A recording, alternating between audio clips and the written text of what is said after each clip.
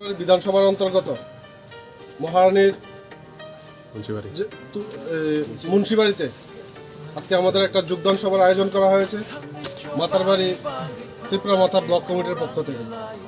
ওই যোগদান সভায় ৩৫ পরিবারের ১৫০ ভোটার মহারাজার নীতি ও আদর্শকে বিশ্বাস করে রাখে আমাদের দলে সামিল হয়েছে।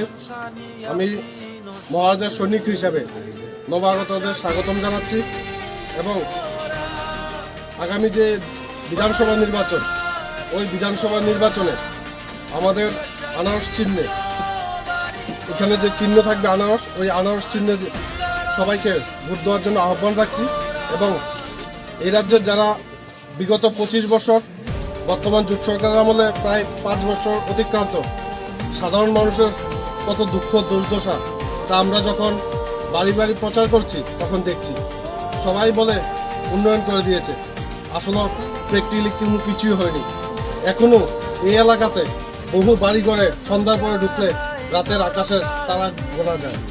তাই রাজ্যের মানুষের কাছে আবেদন থাকবে, আপনারা মহারাজের আদর্শকে বিশ্বাস করে গ্রেটার ত্রিপুরাল্যান্ডের দাবিকে সামনে রেখে এগিয়ে আসুন।